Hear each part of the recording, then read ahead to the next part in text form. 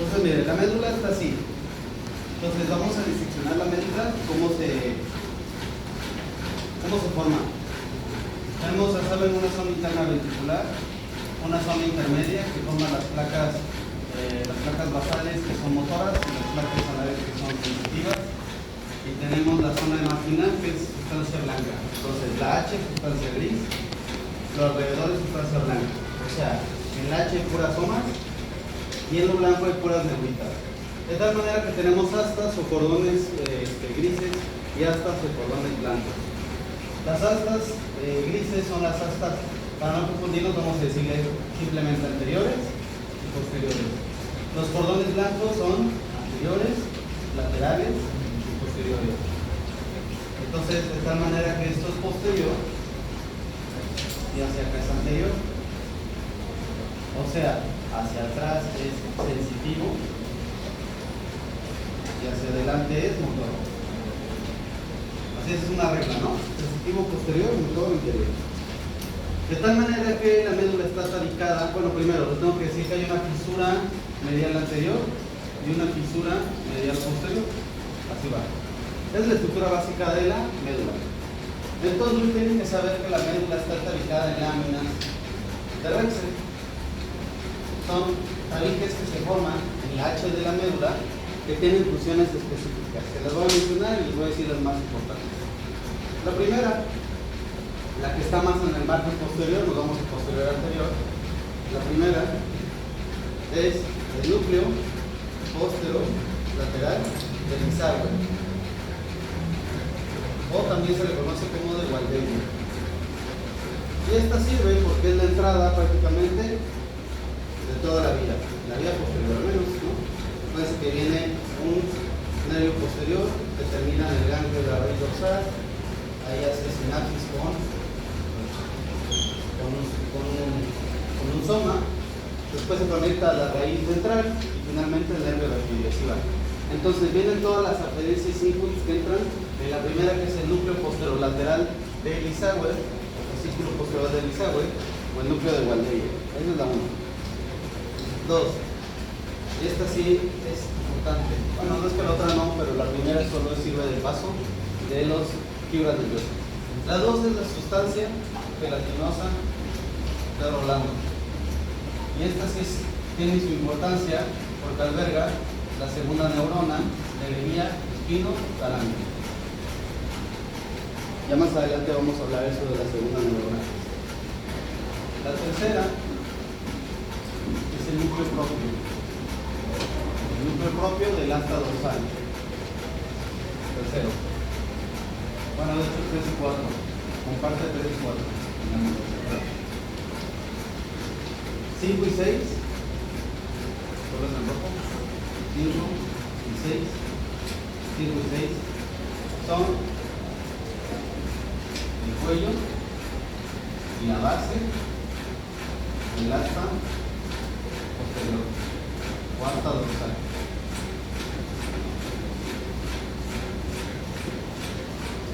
Entonces le 1, 2, 3, 4, 5 y 6. Entonces, hasta ahorita la más relevante es la sustancia gelatinosa Rolando, que es la segunda neurona de la vía espinotalámica. Las demás son solamente sirven de paso. La 7 sí tiene bastante relevancia. La 7, o el núcleo intermedio, pues por aquí. La 7, el asta intermedio lateral, se puede subdividir al mismo tiempo en una región medial, una región central y una región lateral. La región medial se entiende hacia el núcleo central y los núcleos laterales. Entonces, en la región medial tenemos un núcleo muy importante, que es el núcleo dorsal de Clark. El núcleo dorsal de Clark se encuentra entre T1 y L2.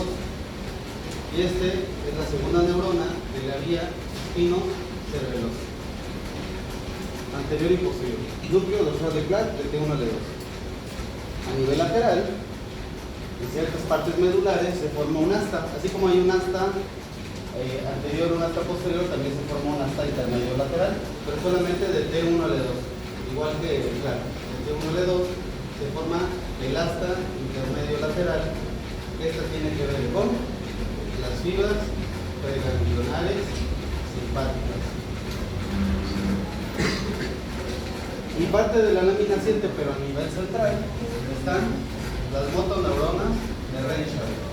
Las motoneuronas de Renshaw son unas células inhibitorias. O sea, son unas neuronas que inhiben a las células motoras. Para que las células motoras no estén sobreexcitadas, existen unas motoneuronas inhibitorias, se llaman motoneuronas de Renshaw, que están en la región central de la lámina 7. Vámonos a la 8. La 8 está aquí en medio. No, fue un poquito más lento. Ahorita les repito todo. Ahorita les digo otra vez todo. No creo que hagamos en una hora médula, pero la 8 es la comisural, miren. La comisural está en medio. Una comisura sirve para paso de fibras. ¿De qué hace acá? Comisura. La 8 se le llama la lámina comisural. Como su nombre lo dice, es paso por diferentes fibras. Comisural. 9. La 9 es esta. Y este es el asta ventral. El asta ventral es donde están las neuronas motoras. Las motoneuronas alfa y las motoneuronas gamma, que ya las vimos en la clase anterior. La 9.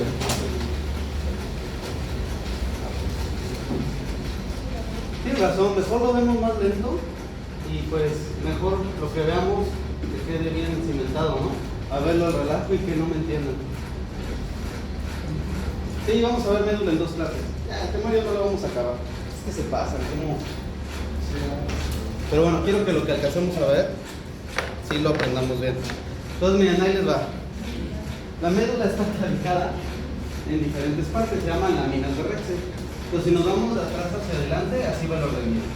La 1 es donde entra prácticamente todas las vías, así. Las vías sensitivas, ¿verdad? Aquí. Y se le llama el núcleo posterolateral de Bisagüe o el núcleo de Waldeyer. Es igual, ¿sale? ¿Cuál es la importancia del 1? Pues prácticamente es la vía de entrada de todos los tractos posteriores. 2. La segunda es el núcleo o la secuencia gelatinosa de Rolando. Y esta sirve de segunda neurona de la vía espinotalámica. ¿Qué es esto de la segunda neurona? Yo creo que en la siguiente clase vamos a ver que en las vías hay neuronas que se conectan entre sí. Entonces, la segunda neurona es el relevo de... Hagan cuenta que la primera neurona es... Este es el dedo, ¿no? El dedo. La primera neurona va de donde te pinchaste, ¿no? Por ejemplo, una aguja, no sé. La primera neurona va de aquí, entra por la raíz, hace sinapsis en el ganglio de la raíz dorsal, hace su relevo como una neurona unipolar, que ya lo vimos, y entra finalmente, y la segunda neurona la encuentra justamente aquí. Eso se refiere de segunda neurona. Primera neurona del dedo, en este ejemplo, hasta donde está la gelatinosa rolando. La segunda neurona va de la gelatinosa rolando hacia el cerebro. Pero eso ya lo vemos después bien. La segunda lámina de Rexel sirve de segunda neurona de la vía espinotalámica. Espinotalámica, o sea, va de la médula al tálamo. Espinotalámica. La 2. La 3 y 4 es la misma, nada más que en la nomenclatura les pusieron 3 y 4, y es el núcleo propio. Y no quiere decir nada más que está propiamente en el asta posterior, núcleo propio.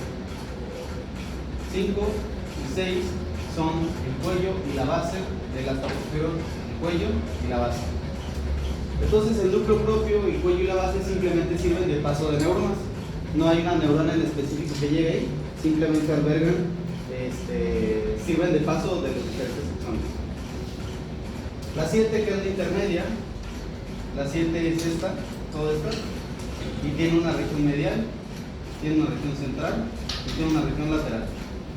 La región medial alberga el núcleo dorsal de Clark, o núcleo torácico posterior, o núcleo dorsal de Clark, es lo mismo.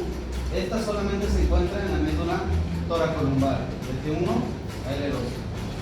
Y alberga la segunda neurona de la vía espinocerebelosa. La vía espinocerebelosa nos habla de la propiocepción inconsciente. La propiocepción es el hecho que nosotros sabemos dónde estamos parados. O sea, yo soy consciente que estoy de pie, ustedes están conscientes que están sentados. Esa es la propiocepción. la percepción propia de sí mismo, ¿ok? Hay una propiocepción consciente, donde tú eres consciente de que estás parado, que eso lo llevan los cordones posteriores, que están acá, que hablamos de ellos, y hay una propiocepción inconsciente automática, que es la vía espinocerebelosa, que va de la médula al cerebelo. En fin, la segunda neurona de esta vía de propiocepción inconsciente, o sea, la espinocerebelosa, está en el núcleo dorsal de Clark. Esa es la importancia de ese núcleo. En medio de la séptima lámina de Rexel, justo aquí en medio, está la motoneurona de Renshaw. La motoneurona de Renshaw, por excelencia, es una célula inhibitoria. Y a nivel lateral, igual en la 7, se forma un asta intermedio lateral. Intermedio porque está en medio y lateral porque está hacia el lado. Y esta solamente está de T1 L2, igualito que Clark, ¿ven? Y estas forman las fibras preganglionares simpáticas. El sistema nervioso autónomo, acuérdense que es simpático y parasimpático.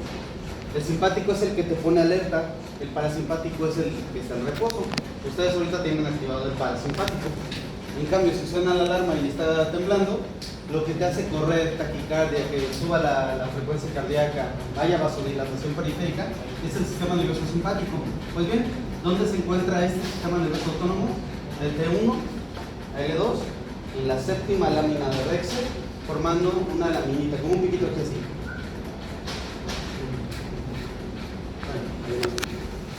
La 7. La 8. La 8 está en medio, formando una comisura. Por eso se le llama, esta ya fue su promoción. La 8 está en medio, formando una comisura, por eso es la comisural, sirve de paso de diferentes tractos y fibras. La 9, esta también es bien importante porque alberga la neurona motora inferior. El asta ventral alberga la neurona motora, alfa y gamma. Ahí llega la neurona que va a llevar la fibra nerviosa para la motricidad del cuerpo. La motoneurona alfa, motricidad, y motoneurona gamma, de los usos. Y finalmente la 10. Y la 10 es justamente donde está el canal primario. Aquí.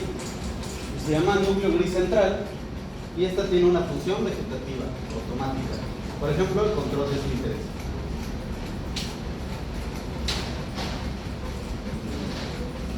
Y esas son las 10 láminas de Rexel. Profe, ¿cómo se llamaba el núcleo de eso?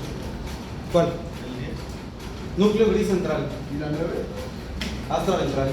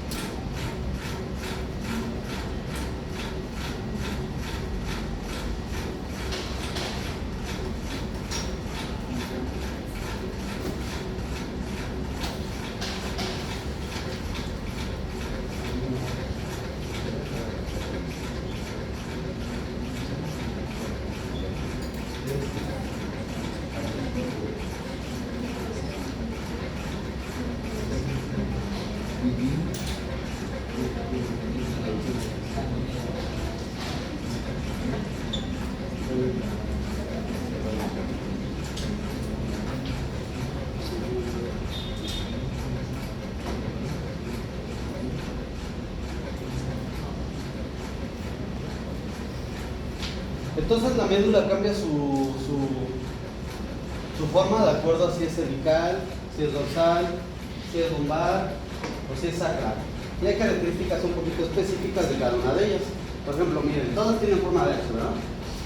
Pero pues algunas cambian unas poquitas cosas, ¿no? Por ejemplo, médula cervical.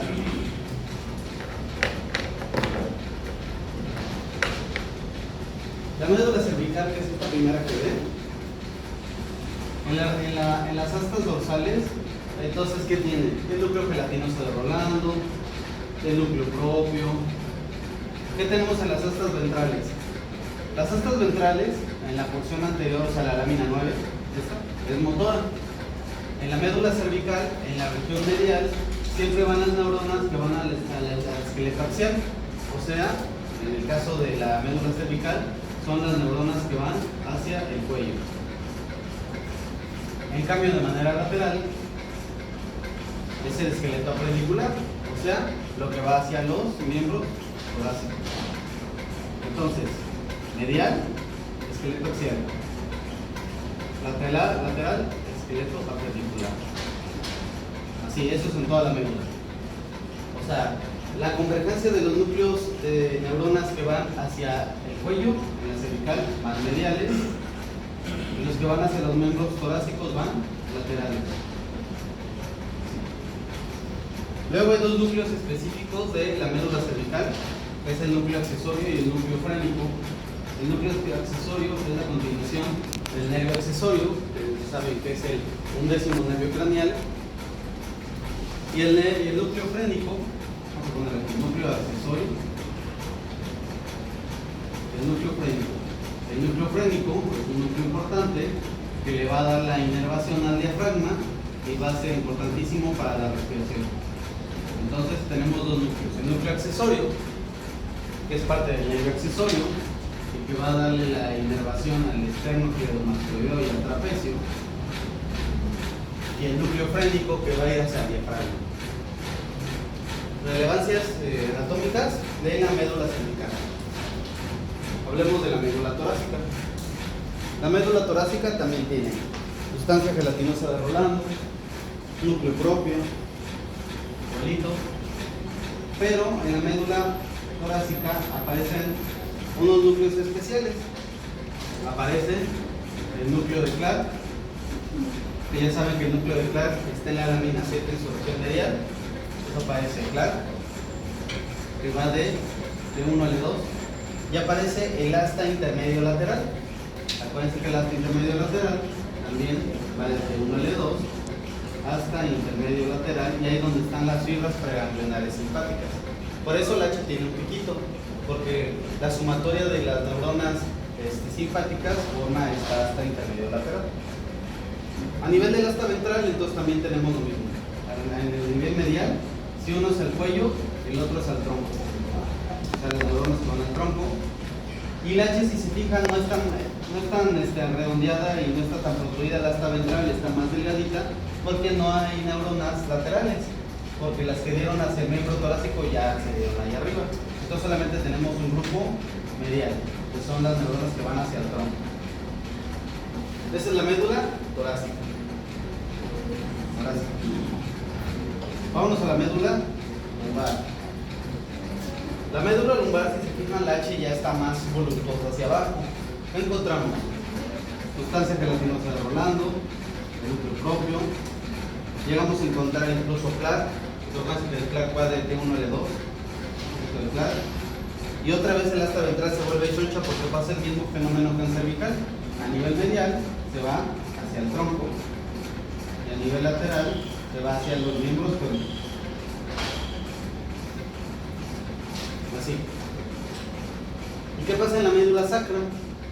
Prácticamente igual que en la lumbar, nada más igual.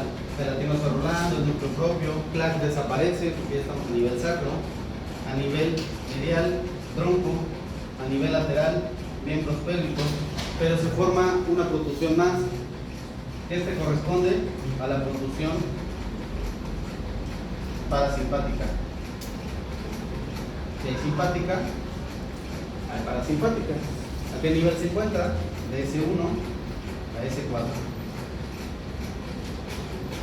Entonces, el sistema nervioso parasimpático está a nivel sacro, el sistema nervioso simpático está a nivel torácico.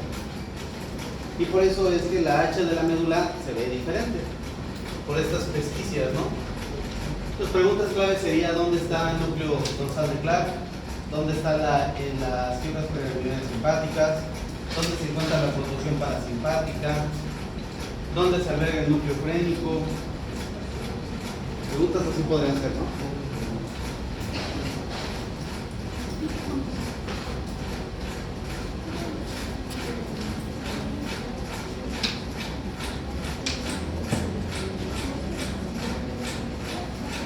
cordones posteriores. Los cordones posteriores están aquí atrás. Cordones posteriores. Los cordones posteriores son dos de un lado y dos del otro. Tenemos una fisura posterior, medial, y una fisura posterolateral que dividen en dos cordones de un lado y dos cordones del otro lado. Acuérdense que en medio es la hemimédula. Solo dibujé de un lado, pero obviamente pues esto es bilateral, ¿no? Entonces, hagan de cuenta que esto es la hemimédula, ¿no? Así se la partimos en dos. Entonces, la hemimédula de un lado tiene dos cordones, del otro lado igual dos. ¿Cómo se llaman los cordones posteriores? Los mediales se les conoce como fascículo de Gracilis o de Bol. Gracilis o Bol. Los cordones posteriores laterales se les conoce como fascículos de cuneatus o fascículos de Burrage. Acuérdense entonces que los cordones posteriores son los que llevan la propiocepción consciente. Este sentido de que sabemos cómo estamos parados, que tenemos tono, que están sentadas, que están sentados, que vibra, qué posición, etc. Esa es la propiocepción consciente. La propiocepción consciente es marcada por los cordones posteriores. Diferencia de Gracila cuneatus es que Gracilis está en toda la médula. Toda la médula, o sea, desde la médula cervical hasta el C4, ¿no? A diferencia de cuneatus, el cuneatus solamente se encuentra por arriba del T6. O sea, solo se encuentra a nivel de la médula cérvico-torácica. ¿Cuál es la diferencia? Gracilis es la que va a ayudar a la propiocepción propiamente de los miembros pélvicos. En cambio, cuneatus es la que lleva la propiocepción de los miembros torácicos, perdón, y Gracilis de los miembros pélvicos. Me acuerdo una mnemotecnia desde el pregrado que decía, para acordarse cuál es cuál, las graciosas piernas de la bailarina, Gracilis, graciosas piernas, los Gracilis va a las piernas, y cuneiforme suena cuna, entonces mesas la cuna con los brazos del bebé, entonces cuneiformes, cuneatus, cuna, brazos, Gracilis, graciosas piernas, miembros pélvicos. Entonces, si agarramos el dibujo de acá, descubrimos que en la médula cervical tenemos a los dos, ¿no? El Gracil y el cuneatus. El Gracil y el cuneatus. Gracil es medial, cuneatus lateral. ¿Qué pasa en la médula torácica arriba de 6? Igual. Gracil, cuneatus, Gracil, cuneatus. En cambio, en la médula lumbar ya solamente encontramos a Gracil. Gracil, Gracil, Gracil. ¿Sí? Gracil está en toda la médula.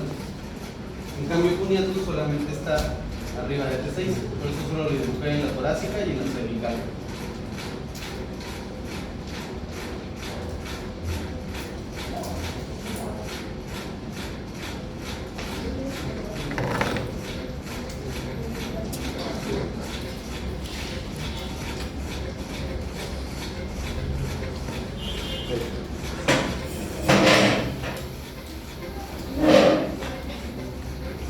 ¿Dudas, preguntas?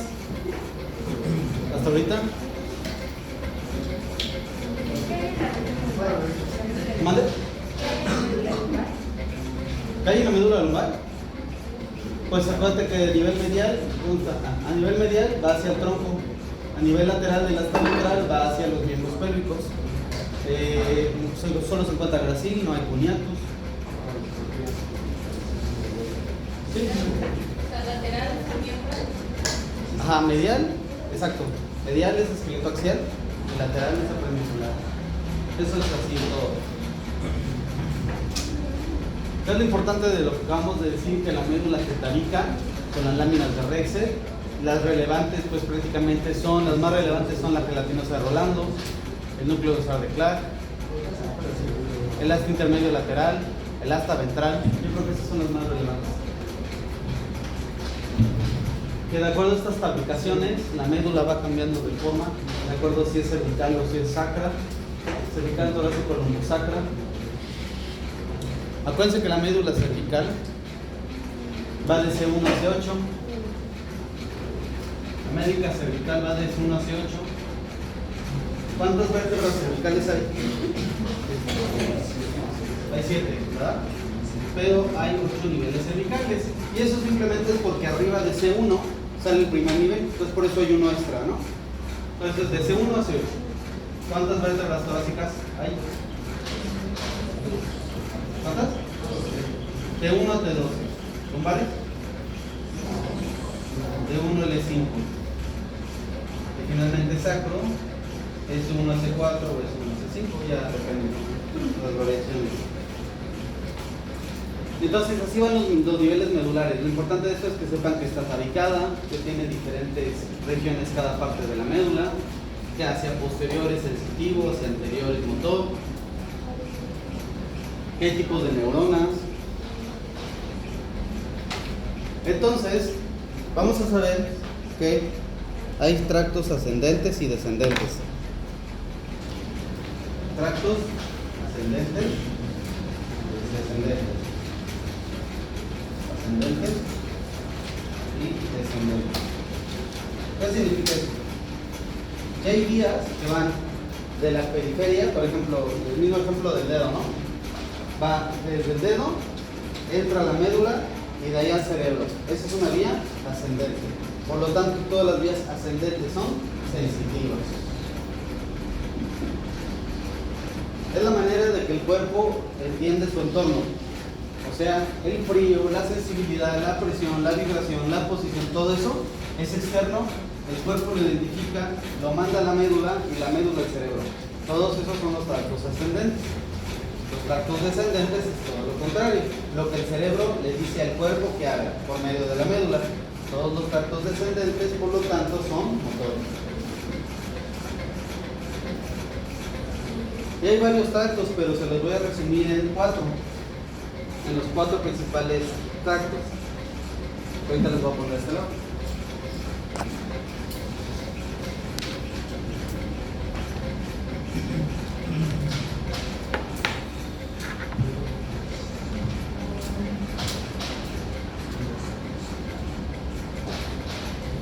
¿Les puedo borrar ahí lo de láminas de Rexel? ¿Sí?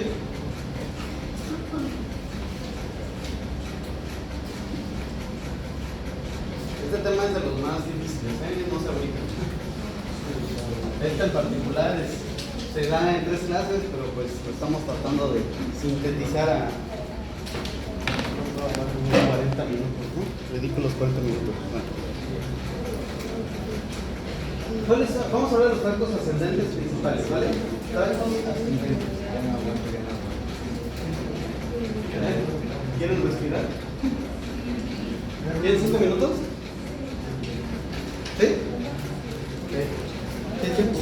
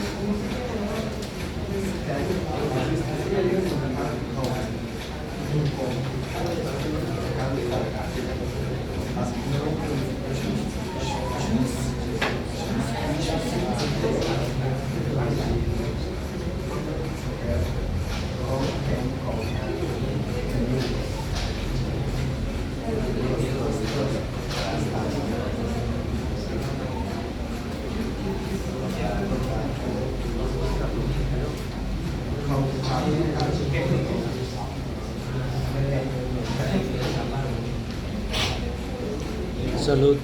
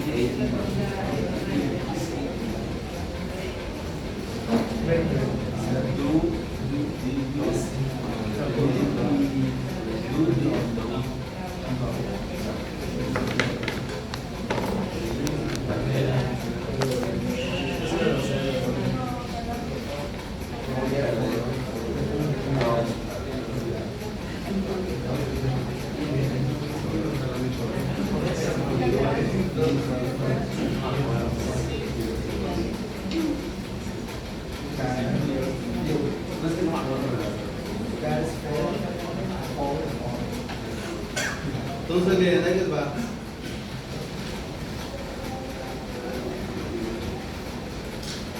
Las principales vías ascendentes son varias, pero bueno, quédense con tres. Y la descendente son dos. Entonces, las ascendentes es la espinotalámica lateral, la espinotalámica anterior y los cordones posteriores. ¿Qué es eso? La vía que va de la médula espino al tálamo lateral, de la médula al tálamo anterior, y cordones posteriores que ya les dije que son los de Bollywood. Entonces, la espinotalámica lateral, ¿de dónde a dónde va y qué es? La espinotalámica lateral se refiere a la termoalgesia. Esa es la vía que transporta la temperatura y el dolor. ¿Cómo va la vía espinotalámica lateral? Hagan de cuenta que igual, tengo un dedo, se pincha y viene la primera neurona. La primera neurona entonces va de donde está el dedo, supongamos aquí el dedo, se pincha. Entonces la primera neurona va desde los receptores del dolor, las terminaciones nerviosas libres, viajan hasta el nervio raquídeo, llegan al ganglio de la raíz dorsal, ahí donde hacen un puente, acuérdense que está el soma, entran por el tracto posterolateral de Eisenhower y hacen su primera sinapsis. La primera sinapsis la hacen en la sustancia gelatinosa de Rolando.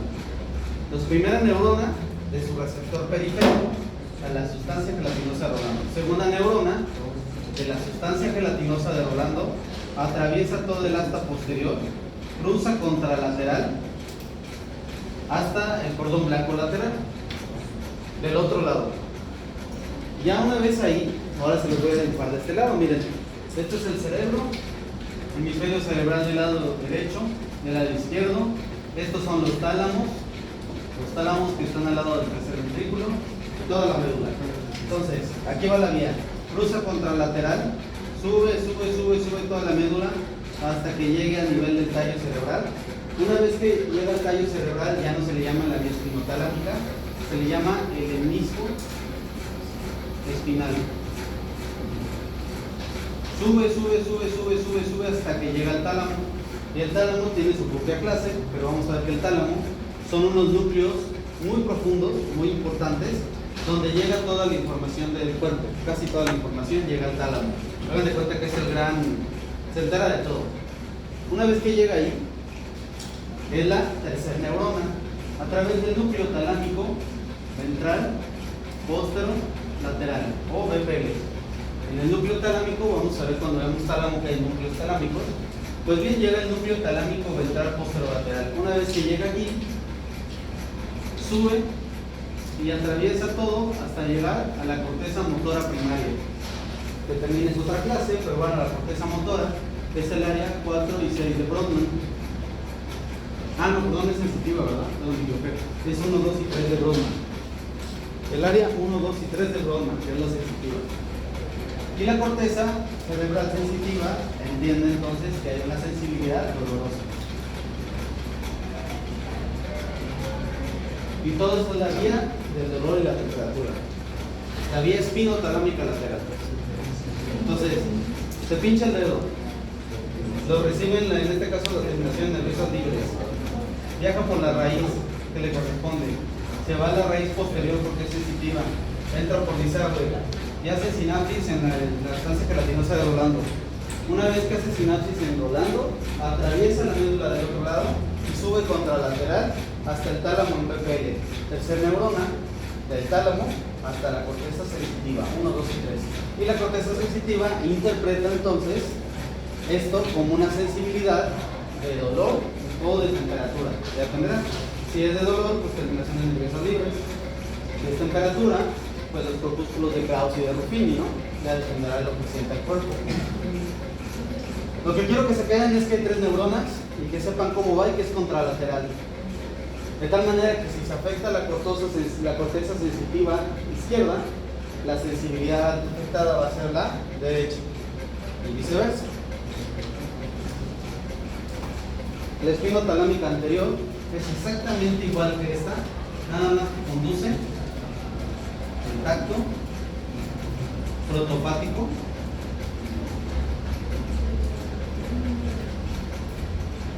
o sea, conduce el tacto grueso.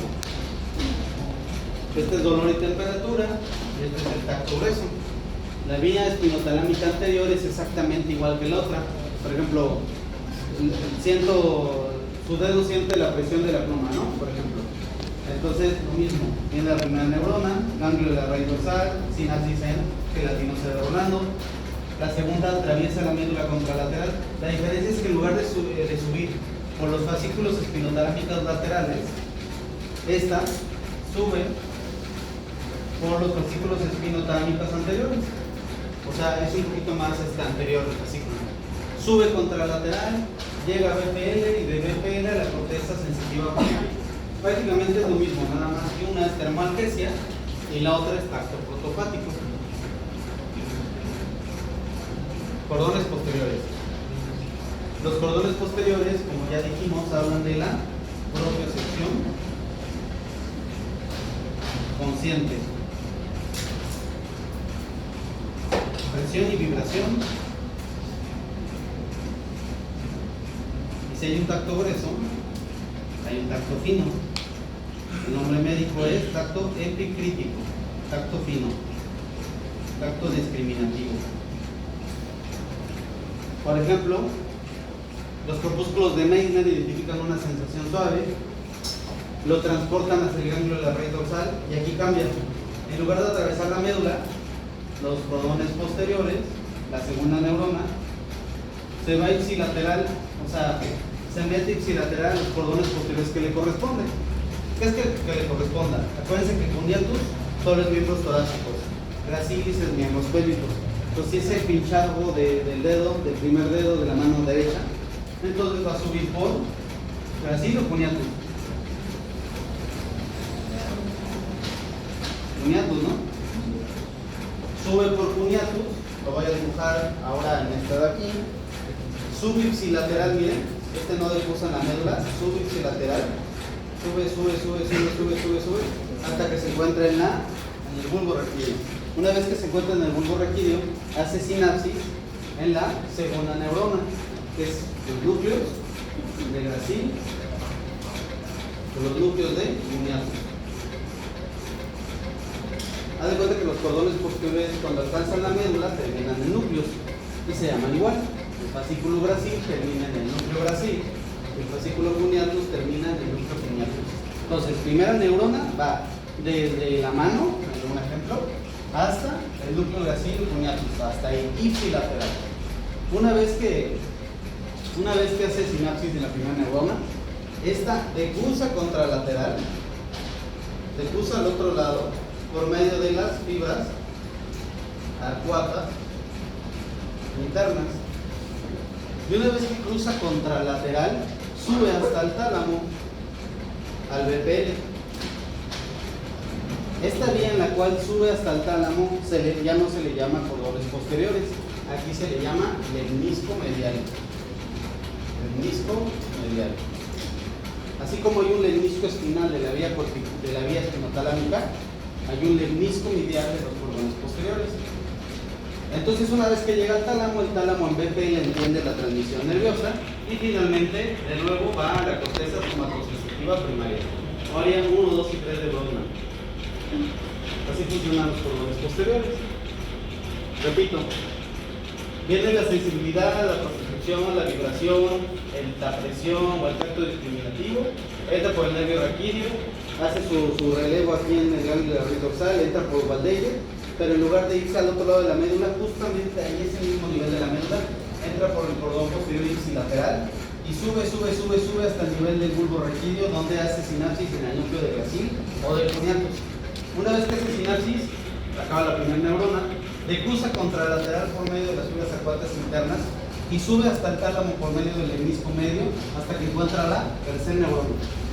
La tercera neurona va del tálamo a la corteza somatosensitiva primaria.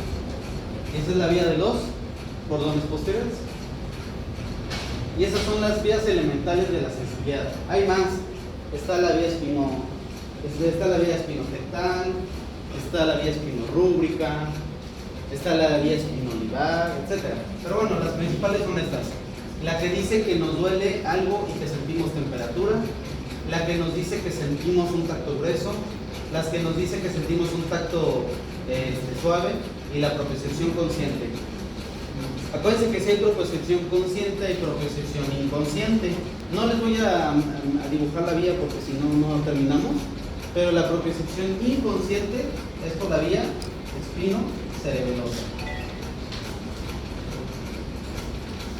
La propiocepción inconsciente es por la vía espino-cerebelosa, que como les dije, esta hace su segunda neurona en el núcleo dorsal de Clark. Y esas son las principales vías ascendentes. Vamos a las vías descendentes. Prácticamente las vías descendentes se pueden resumir solamente a dos. Les digo hay más, pero bueno, las principales son estas. Y esta sí es súper importante que la aprendan, la vía córtico-espinal. La vía córtico-espinal es el de la motricidad. Gracias a esta vía, pues nos movemos, ¿no? Prácticamente. La vía corticoespinal ahora vamos al revés y está más fácil. En lugar de ser 3 neuronas como en los dos ejemplos, aquí solamente son, en lugar de 3 son 2. Van de la corteza, por eso es córtico, a la médula espinal. La primera, la córtico-espinal anterior. La córtico-espinal anterior emerge de la vía de la corteza motora primaria. El área 4 y 6 de Brodmann es la corteza motora primaria. Una vez que esa corteza se activa porque yo planeo moverme, baja, atraviesa todo, llega hasta el mesencéfalo. Llegando al mesencéfalo se llama pedúnculo cerebral. Sigue bajando, se encuentra a nivel del bulbo, a nivel de las pirámides vulvares. Pero esta no decruza, la corticoespinal anterior no decruza, sigue bajando, hasta que se encuentra a nivel de la médula. Una vez que llega al nivel de la médula, acuérdense que el asta motora es el asta ventral, y entonces, vamos a poner rosita. Supongamos que esta es la vía corticoespinal anterior. Entonces, una vez que llega al nivel que le corresponde, ya que llegó acá, cruza del otro lado y se encuentra con el asta ventral contralateral.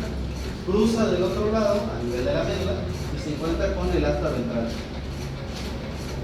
Y ya que se encuentra con el asta ventral, finalmente hace su sinapsis con la neurona motora inferior. Y la neurona motora inferior va a sacar su axón hacia la raíz ventral, termina en el medio raquídeo y finalmente va a ir al músculo que quiera mover. Entonces, la neurona motora superior va desde el área 4-6 de Brodmann en la corteza motora, decruza hasta el nivel de la médula. Cuando llega a la médula, cruza del otro lado para encontrar la neurona motora inferior. Entonces la neurona motora superior va de aquí hasta allá. Es un único axón, Golgi tipo 1, que va de aquí hasta la médula. La corteza del lado derecho va a darle la inervación motora al hemicuerpo del lado izquierdo. Y la neurona motora inferior va del asta ventral hasta el músculo que le corresponda. Es más pequeña. Esa es la vía córtico espinal anterior. Vámonos por la vía finalmente vamos por la vía córtico espinal lateral. Es exactamente igual, pero voy a poner rosita. Inicia en el área 4-6 de Brodmann, baja el axón atraviesa los pedúnculos cerebrales, pero cuando llega a las pirámides vulvares, a diferencia de la corticoespinal anterior, la lateral se cruza del otro lado y baja, hasta que llega a la neurona motora inferior, o sea, hasta que llega al asta ventral. Y una vez que llega al asta ventral, ya es terreno de la neurona motora inferior y se dirige hacia su raíz ventral y hacia el nervio raquídeo. Entonces, ¿cuál es la diferencia de las dos? Si se fijan, la córtico-espinal anterior y la córtico-espinal lateral, las dos son contralaterales. La diferencia es que la córtico-espinal anterior decursa en la médula y la córtico-espinal lateral decursa en las pirámides vulvares.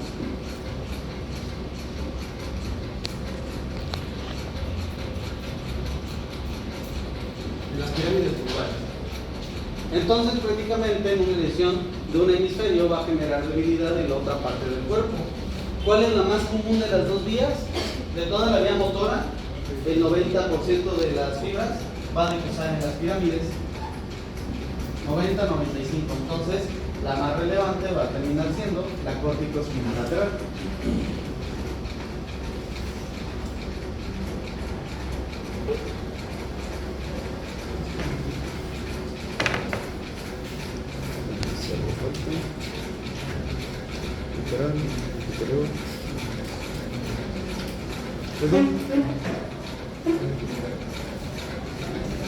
¿Dudas?